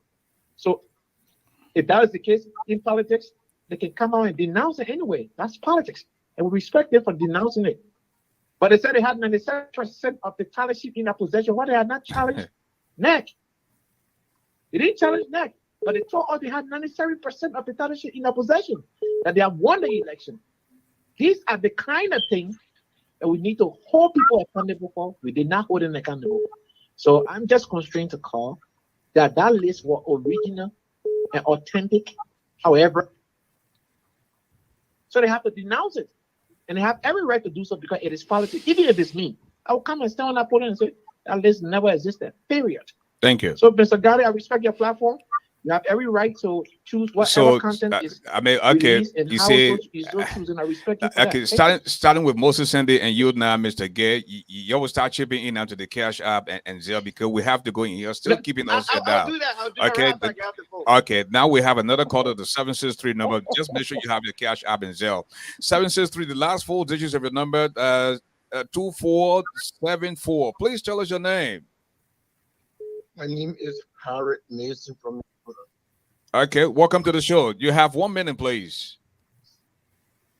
So I actually have been listening, and I feel like I am impelled to make a contribution. I did listen to Mr. Sandy, who actually came up with a very explicit national interest in his country, and I believe that not every one of us will cherish him, but I think he said it well because we have cataloged the kind of destruction that Mr. Weah has brought upon the country. And I think his selection or election is just based on some form of euphoria that indeed he was popular and he could do better. But I think that was a big mistake. And we have never seen the kind of a leadership that he has displayed or demonstrated. And so this is democracy, this is politics. I know it's going to be difficult. Thank you. He's going to fight back because he's a mediocre, and normally a mediocre leader will never want to relinquish power so easily. He will utilize all available means to stay in power. And this is where we are. So why you think the United States sanctioned 3 guys around him? You think Weah was not a target? He was a target, but because he's a sitting president. Thank you, sir. And so we don't see any reason to remove him because we are benefiting from him. And this is the way we think Liberia should go. But I think Mr. Sandy did well to actually inform our understanding that this is where we should be. But again, it's up to you to make your decision. And thank you. Thank And I'm pretty sure you know how the Cash App and Zelle work. The 763-245, the 2474. You know what to do. Our very last caller, then we call this a night. The 612 number, the last 4 digits of your number 3168. Please tell us your name. Terry calling from Minnesota. Welcome to the show, my brother. Give us 1 minute. Yeah, so I listened to the panelists talking about a fake information that was published by the CDC-led government as a medium of propaganda machinery that he's running with, as he have agreed to that, believing that is authentic, and that I think we're not supposed to be doing that. And you try to put him to check, but he still don't want to listen because he got a fixed mind. That probably because he was coming supporter, it didn't work out the way they expected. So as a result, the next person should not get it. And I think that is going to be very unfair because if you don't or support JMB, it simply means or vote for him or vote for George Weah. It simply means that you are giving President Weah another term because a vote not is a vote for. So you see, so there are a lot of things, and you say Mr. Burger is now a unifier, blah, blah, blah. How did he unify Costa when Costa abused him? How did he unify Yombly? How did he unify all these people that he got with him working with right now? So there is so much contradiction, not because he and Cummings felt or he and other people felt, I mean, he's not a unifier. So, I think, people feel disenchanted. I know that the fever and all of that is sinking in, but you got to face the reality that this is Liberia we're talking about. It's either about your selfish agenda or it's about the Liberian people. Thank you. Is it Chief Cody? No. Okay.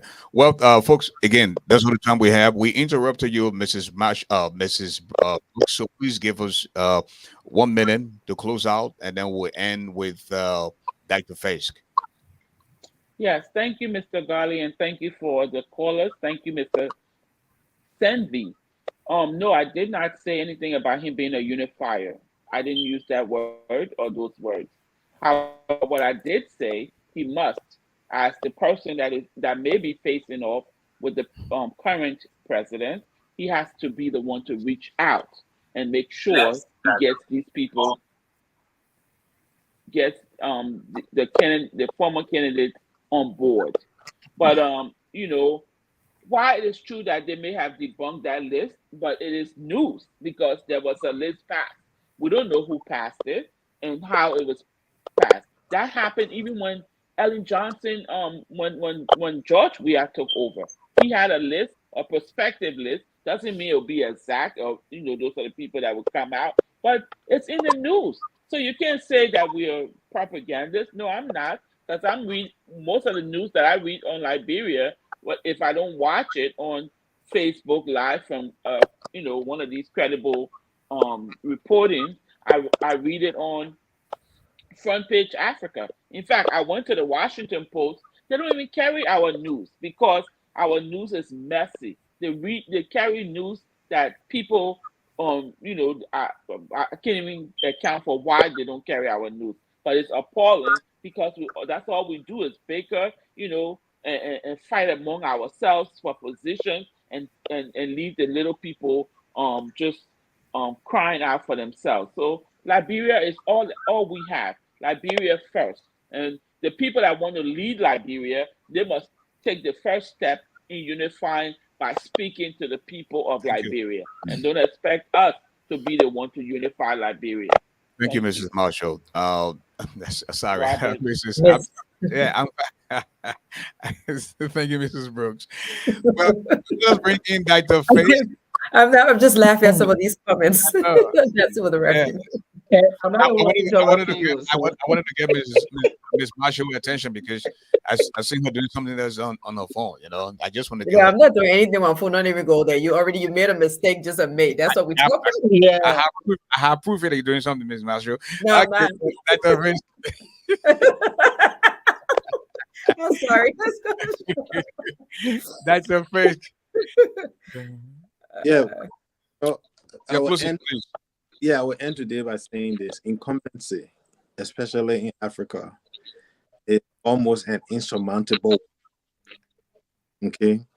So the fact that Mr. Weah is where he is are the possibility of he winning it higher than even Joseph Boakai. Okay, so if anybody has a lot of work to do, Joseph, Mr. Weah has all of the administrative, all of the coercive, and every kind of machinery at his disposal, and he's gonna use it to win. I mean, I'm sorry, but that's the nature of politics. Okay? So whoever the person that really needs hard, Joseph. Okay, but one thing it is important for us to understand, and it is this, that when you have a government, but yet and still parents cannot pay their own children WAEC. When you have a government, yet and still unemployment continues to be high. When you have a government and you continue to have unresolved, you continue to have a filthy city and all of those things.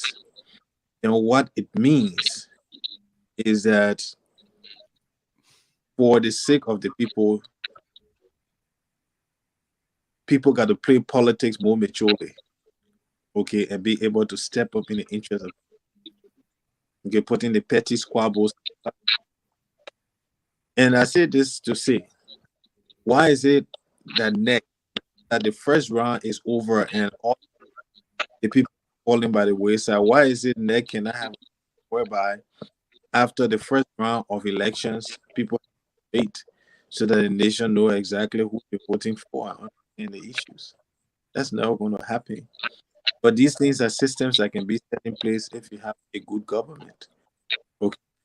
So I just want to end on that note, and we'll continue to say at this point that the fact that Mr. Boakai has gone through second round or will be going through, it is incumbent upon him to take the mantle of authority and reach out as an elder statesman, reach out to Tiawan Gong, out to Alexander Cummings, Beslow, Mr. Moneybar, all of these people, bring them and see what they can do in the interest of the country, build a very strong correlation and say, okay, fine, after you guys can do it up, but at least let's take away the major problem that has been affecting Liberia, and that problem has been for the last years. Yeah. Okay. Thank you. Okay, folks, I'm afraid it's all the time we have to be with you. God willing, we'll be back on Monday, same time, same place. Unless something dramatically happens, we will be here Monday.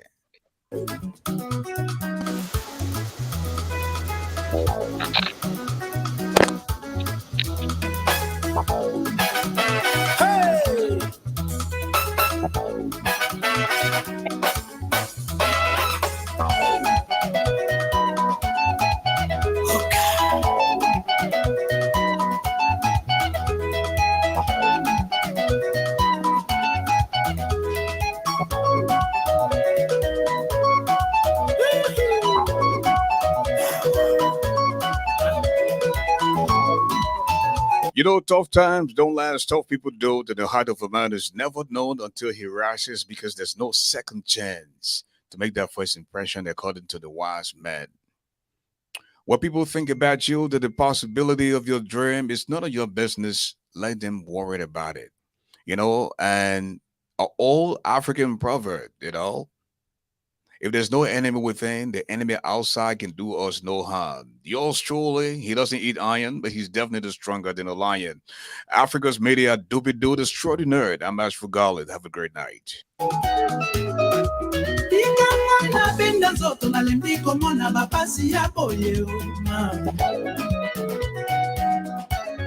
Nalembi koloba natasela mbiso yo matukona nino wanga ningabo yo Pase simbinga motema mama alingi boye Lokutana ya mabe mama masumu double Kolinga moto zali lisumu te pona nino driblenga boye yorma Baemba balemina koyemba likolo na yo tika enzongoma. Bapesaka motema ndenge nini yolma o. Double oh. Komelaka nga ata mikolo ya poso mama o. Double. Desanga mwa bezelita manaka chwa o. Double. Soki opesi ngai ya lolemu wana nakomi esika nalingaka yo. Maria Masane. Na bomba na motema nakoka te tika na binisa o mama. Mama na bomba na motema nakoka te tika na binisa o mama. Coca. Hey. Hey, sugar.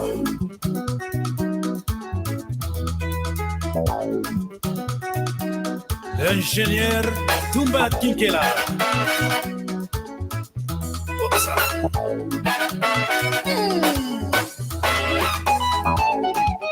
Au chargement.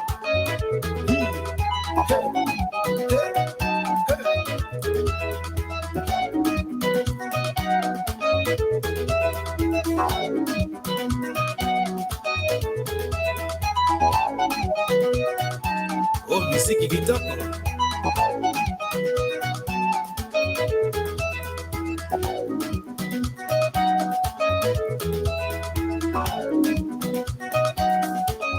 Esalaka nga mpasi na motema